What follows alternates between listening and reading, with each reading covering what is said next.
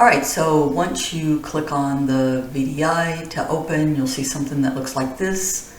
You click on Student Lab 2, and then it takes a little bit, but you wait for this to load until you see Gurobi here.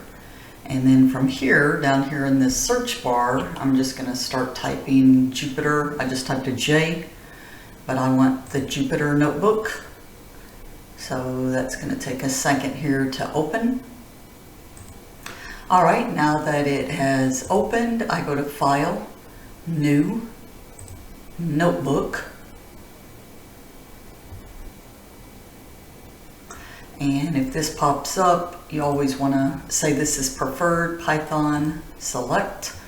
And now I'm ready to start coding. If you go back into module 1 and click on this tutorial, you'll see that there's a script here that you can highlight and then bring in here and paste, and run this script. And if I do the edit and then edit the text, I can highlight all this code.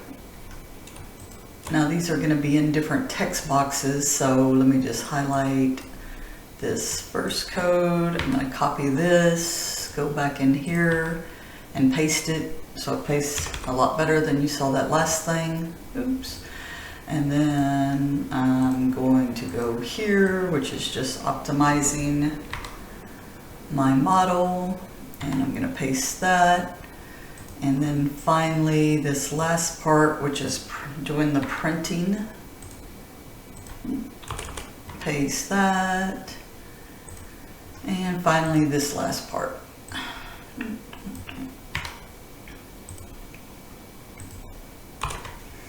All right, so from here you can see that it's just importing this Gurobi that we're going to use for our optimization. I'm setting up a model.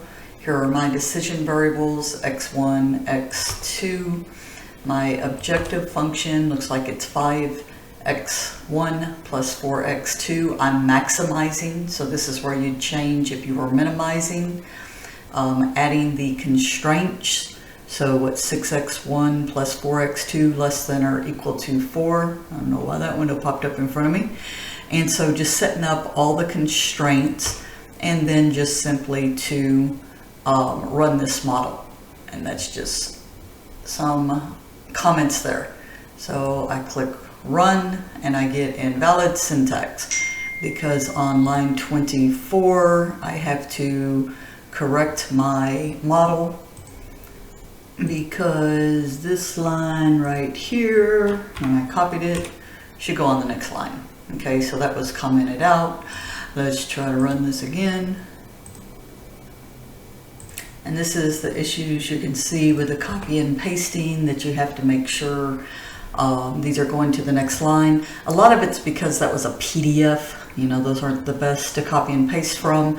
But now that I've finally gotten everything in here, I can see my objective value is 21 when x1 is 3 and x2 is 5.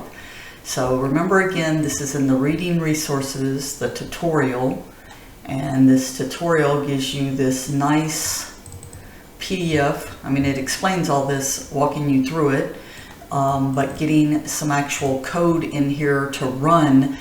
And then I certainly would save this, because the only thing you're going to end up changing all the time is just adding more decision variables, as well as changing your objective function, and then of course your constraints.